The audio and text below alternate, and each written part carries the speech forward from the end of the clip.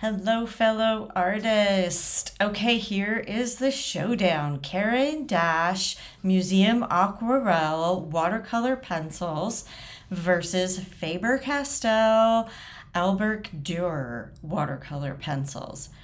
This one that you're seeing, this is the Museum Aquarelle. What I did first was a light yellow layer. And the colors I will have posted in the information below. I did a light layer first of yellow. Then I'm going in with this orangey yellow ochre color for some definition of the petals and for the shadow inside of the petals next to the center. Now I'm using water. So I just have the two pencils on there, the pigment. So you can see that this is a strong pigment, and I'm blotting with a tissue. So you can see that the Caran d'Ache Museum Aquarelle is a very strong pigment. It's almost like gouache. Now you'll see the difference. I tried to match the colors the best I could. So I did the same color, the closest I could get to is the same color yellow. For the first layer as the, Caran d'Ache watercolor. So I did a whole layer, just a light color yellow. Then I go in with a yellow ochre and I do definition and I get the shadow in the center. And I'm doing the center right now. I guess I decided to do that first. Then I'm going to do the water. Add the water here. Here is the yellow ochre color, and just to get some definition and to see how they blend together. Here's the water, and you'll see in a second here, especially when I blot with the tissue, it's definitely more transparent. Like you can really see the paper come through, whereas opaque means you can't really see through it. So this is definitely not opaque, which is traditional watercolor. It's a beautiful traditional watercolor. So this is really pretty, but it when it dries, it does fade. So you have to kind of keep that in mind too. The Faber-Castell, they definitely fade about, almost 40-50% when they're dry. Now that the Museum Aquarelle has dried, I am going to go over again with, I think I'm doing a brighter orange this time. And you can see I did the center already. Now I'm going and doing the edges to get some definition. I don't have a lot of water on my brush right now. I kind of want the harder edgy lines again for the definition.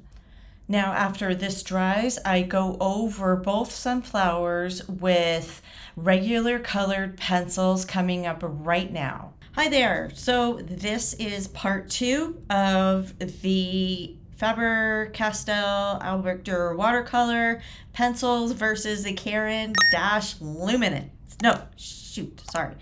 Caran d'Ache Aquarelle watercolor pencils. So I'm done with the watercolor base layers. Now they are dried.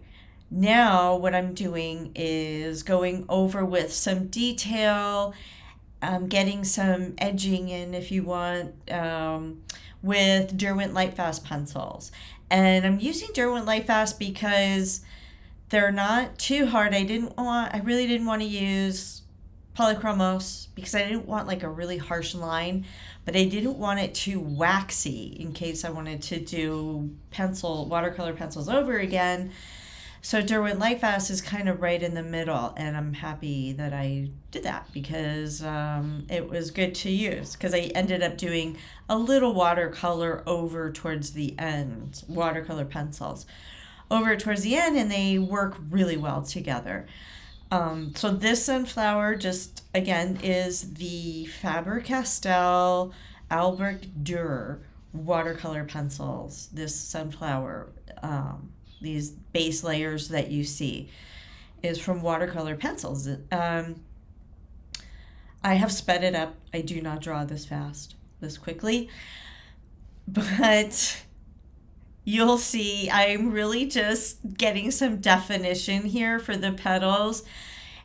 There's nothing wrong with the watercolor look of the sunflowers before I started doing the detail.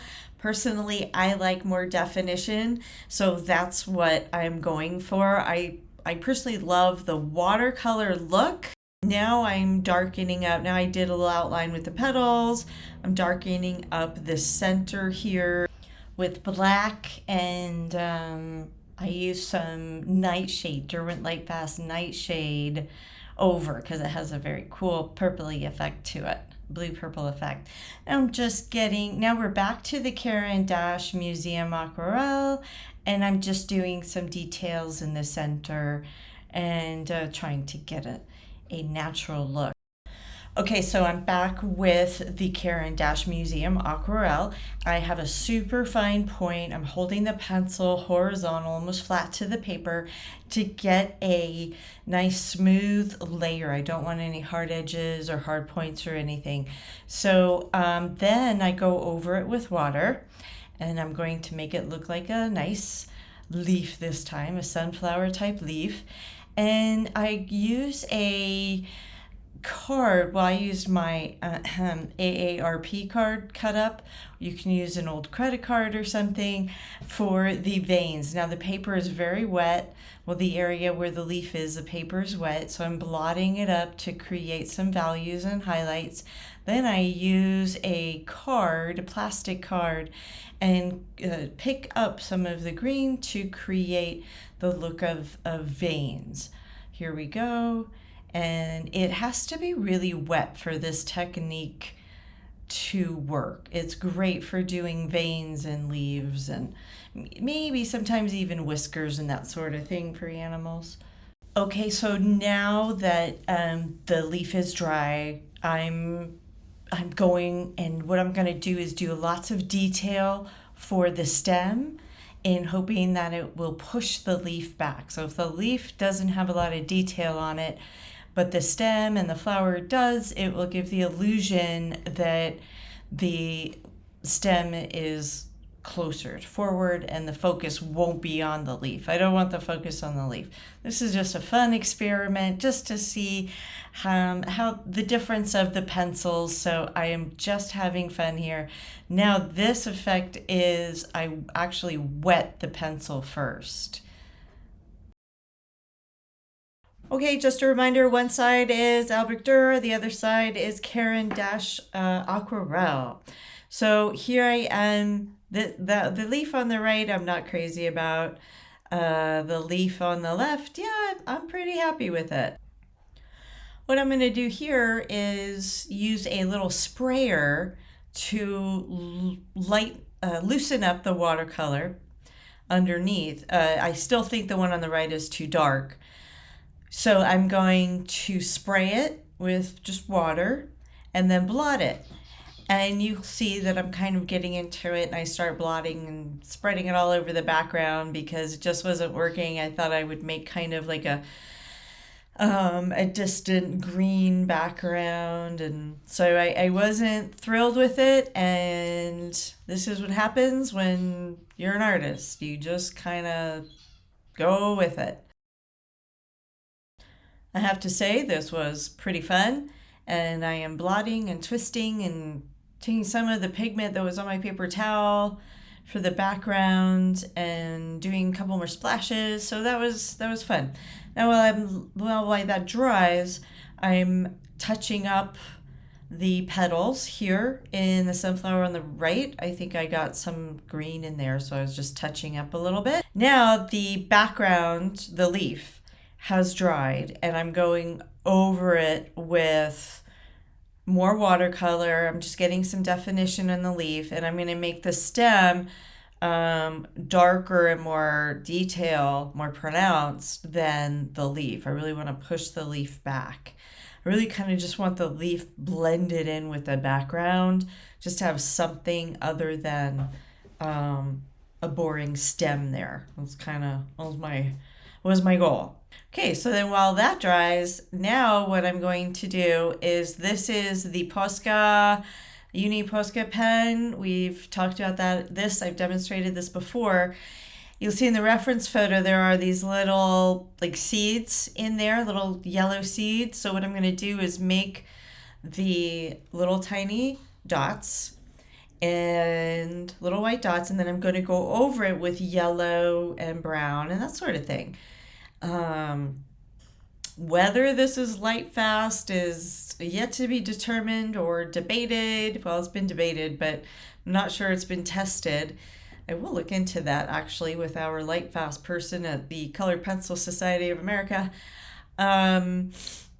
So when this dries, I go over it with my Derwent Lightfast pencils.